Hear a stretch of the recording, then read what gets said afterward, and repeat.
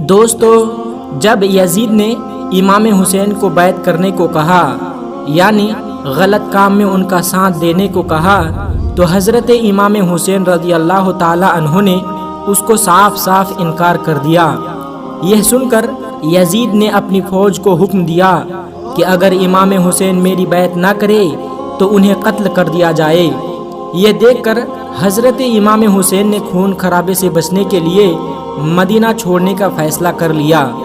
پھر امام حسین نے کچھ ساتھیوں کے ساتھ مدینہ چھوڑ کر جانے لگے، جن میں عورتیں بھی تھیں، بچے بھی تھے اور جوان اور بوڑھے بھی تھے۔ کل ملا کر یہ 72 لوگوں کا قافلہ تھا۔ چلتے چلتے یہ عراق کے کربلا کے میدان میں جا پہنچے، اور کربلا کے میدان میں جا کر آپ نے اپنا پڑاؤ ڈال دیا۔ مگر پیچھے پیچھے یزید کی فوج بھی کربلا کے میدان میں آ پہنچی۔ سب سے پہلے تو یزید کی فوج نے پانی پر اپنا قبضہ کر لیا، یعنی کہ امام حسین اور ان کے ساتھیوں پر پانی کے لیے روک لگا دی۔ اس کے بعد یزید کی فوج نے امام حسین اور ان کے ساتھیوں پر طرح طرح کے ظلم و ستم کیے۔ 9 محرم کے دن انہوں نے امام حسین کے قافلے پر حملہ کر دیا۔ یہ دیکھ کر امام حسین نے حضرت عباس سے کہا کہ اے عباس، یزید کی فوج کے پاس جاؤ اور اسے کہو کہ نواسۂ رسول کہتا ہے کہ ان کو 1 رات کی مہلت دی جائے تاکہ وہ اللہ کی عبادت کر سکے۔ پھر حضرت عباس یزید کے فوج کے پاس جاتے ہیں اور ان کو حضرت امام حسین کا پیغام سناتے ہیں۔ یہ سن کر یزید کی فوج کا کمانڈر ہنسنے لگا اور سوچنے لگا کہ 1 رات کی پیاس سے ان کا اور برا حال ہو جائے گا اور صبح تک شاید ہی یزید کی بات کو مان لیں گے۔ یہ سوچ کر یزید کی فوج نے حضرت امام حسین کو 1 رات کی مہلت اور دے دی، اور یہ فیصلہ کیا گیا کہ اب یہ جنگ 9 محرم کو نہیں بلکہ 10 محرم کے دن کی جائے گی۔ اس کے بعد 9 محرم کی رات آ گئی۔ رات بھر حضرت امام حسین اور ان کے ساتھیوں نے اللہ کی عبادت کی۔ پھر رات ڈھلنے لگی اور صبح کا سورج طلوع ہو گیا۔ امام حسین نے علی اکبر سے کہا کہ اے بیٹے، جاؤ اور اذان دو۔ اس کے بعد علی اکبر نے اذان دی اور اذان کے فوراً بعد فجر کی نماز شروع کر دی گئی۔ اتنے میں یزید کی فوج نے نماز کے دوران ہی امام حسین کے قافلے پر حملہ شروع کر دیا۔ پھر حضرت امام حسین کا ایک ایک ساتھی شہید کر دیا گیا۔ کبھی قاسم شہید ہوتے، کبھی علی اکبر شہید ہوتے، تو کبھی حضرت عباس شہید ہوتے، تو کبھی ننھے اصغر شہید ہوتے۔ ایک ایک کر کے آل رسول شہید ہوتے گئے۔ جب کوئی بھی نہیں رہا تو امام حسین اپنے ہاتھوں میں تلوار لیے باہر نکلتے ہیں اور دوسرے خیمے کی طرف جاتے ہیں جہاں پر آپ کی بہن بیٹیاں اللہ کی عبادت کر رہی ہوتی ہے۔ حضرت امام حسین فرماتے ہیں کہ اے میری بہنوں، اے میری بیٹیوں، اپنے حسین کا آخری سلام قبول کرو۔ پھر آپ اس خیمے سے باہر نکلتے ہیں اور دوسرے خیمے میں جاتے ہیں جہاں پر آپ کے شہزادے امام زین العابدین بیمار کی حالت میں کمزور پڑے ہیں۔ حضرت امام حسین فرماتے ہیں کہ اے میرے پیارے بیٹے، اٹھو، اپنے باپ کا آخری سلام قبول کرو۔ یہ سن کر زین العابدین فوراً اٹھتے ہیں اور دیکھتے ہیں کہ امام حسین کے ہاتھوں میں تلوار ہیں۔ پھر آپ زین العابدین سے کہتے ہیں کہ یزیدیوں نے ہمارے خاندان یعنی اہل بیت کو شہید کر دیا ہے۔ اپنے نانا کے دین کو بچانے کے لیے میرے لخت جیگروں نے شہادت کا جام پی لیا ہے۔ بس اتنا سنتے ہی زین العابدین کسی چیز کے سہارے سے اٹھتے ہیں اور کہتے ہیں کہ بابا، آپ مجھے اجازت دے دیں، میں میدان جنگ میں جاؤں گا۔ تو یہ سن کر حضرت امام حسین فرماتے ہیں کہ بیٹا، بیمار شخص کو جہاد کرنے کی اجازت نہیں ہے۔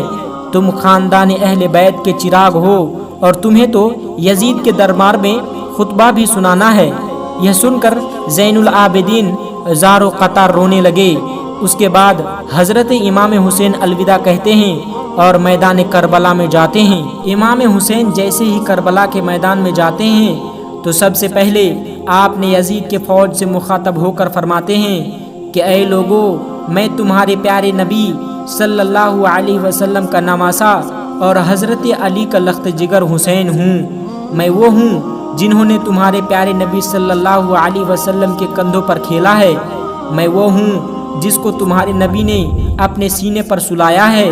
میں وہ حسین ہوں جس کے بارے میں تمہارے نبی فرماتے تھے کہ میں حسین سے ہوں اور حسین مجھ سے ہے۔ اے لوگو، میں وہی ہوں جو نماز کے دوران اپنے نانا کی پیٹھ پر سوار ہوتا تھا تو میرے نانا میرے احترام کے لیے اپنے سجدے کو لمبا کر دیا کرتے تھے کہ کہیں آپ سجدے سے اٹھے اور مجھے تکلیف پہنچ جائے۔ اے لوگو، آج تم نے حسین کو رلایا ہے۔ تم نے اپنے ہاتھوں سے ہی اس دنیا کے بدلے دوزخ کو لکھ لیا ہے۔ اے لوگو، بتاؤ میرا قصور کیا ہے؟ میرا گناہ کیا ہے؟ کیا میں نے کوئی نماز قضا کی ہے؟ کیا میں نے کسی کا حق مارا ہے؟ کیا میں نے کسی پر ظلم کیا ہے؟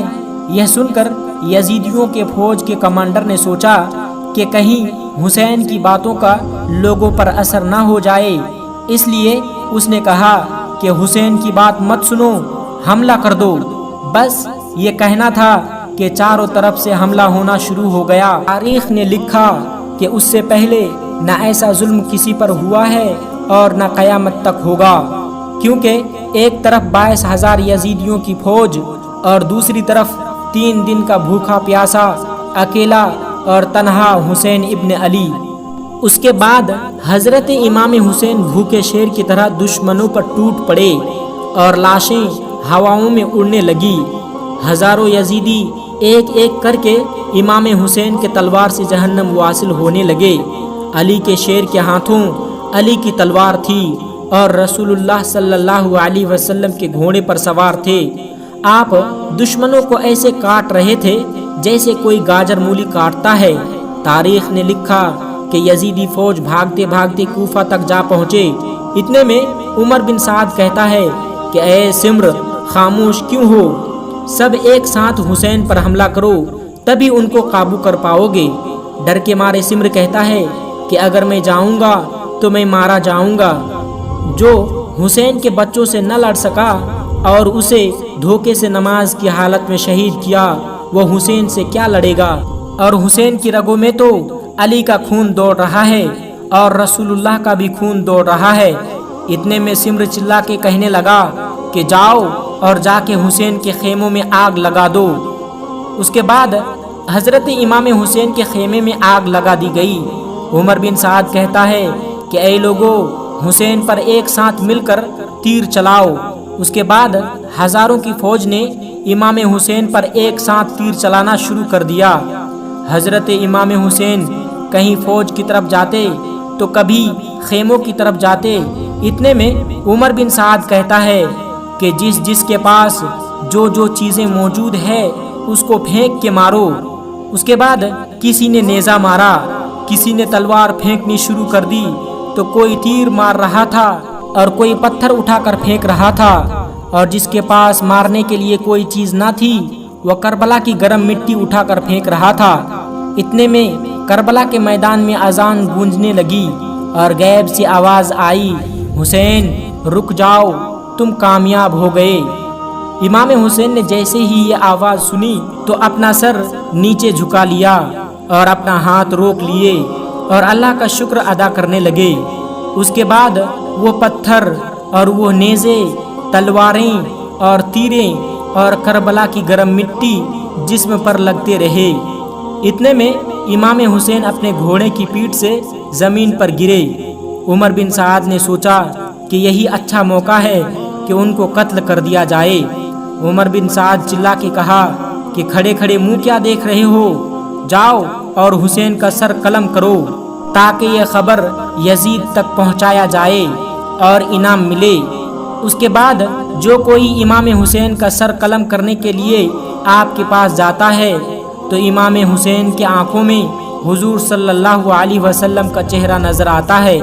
یہ دیکھ کر وہ کانپنے لگ جاتا ہے اور وہ روتا ہوا واپس چلا آتا ہے۔ اتنے میں سمر کہتا ہے کہ یہ کام تم سے نہیں ہوگا، لاؤ خنجر مجھے دو۔ سمر خنجر لے کر امام حسین کے قریب جاتا ہے تو اس وقت امام حسین کا سر سجدے میں ہوتا ہے۔ سمر خنجر کو امام حسین کے گردن پہ رکھ دیتا ہے اور جیسے ہی چلانے لگتا ہے تو سامنے دیکھتا ہے کہ امام حسین کچھ پڑھ رہے ہیں۔ سمر مسکرایا اور سوچنے لگا کہ شاید امام حسین کو اپنے کیے کا پچھتاوا ہو رہا ہے۔ یہی سوچ کر ذرا غور سے سننے لگا تو امام حسین کہہ رہے تھے کہ اے اللہ، میری اور اہل بیت کے لوگوں کی شہادت کو قبول فرما، میں نے تمہارے دین کے لیے سب کچھ قربان کر دیا ہے۔ یا اللہ، تو گواہ رہنا، تیرے نبی کے نواسے نے تیرے دین کے لیے سب کچھ لٹا دیا ہے۔ سمر نے دیکھا کہ امام حسین تو اس حالت میں بھی اللہ کا شکر ادا کر رہے ہیں، تو یہ دیکھ کر سمر بہت حیران ہوا۔ اتنے میں حضرت امام حسین نے اپنی آنکھیں کھول لی۔ سمر کو اپنے پاس دیکھ کر کہا کہ اے بدبخت، تجھے پتا نہیں کہ میں کون ہوں؟ تو سمر نے کہا کہ مجھے پتا ہے کہ تو رسول اللہ صلی اللہ علیہ وسلم کا نواسا ہے، علی کا بیٹا ہے اور فاطمہ الزہرا کا لال ہے۔ امام حسین نے کہا پھر بھی تو میرا قتل کرنے جا رہا ہے؟ تو سمر نے کہا کہ تجھے قتل کر کے مجھے سونا ملے گا، مجھے حکومت ملے گی۔ امام حسین نے فرمایا کہ کیا تجھے پتا نہیں کہ میں جنت کا سردار ہوں؟ کیا تجھے اپنے جنت کی فکر نہیں ہے؟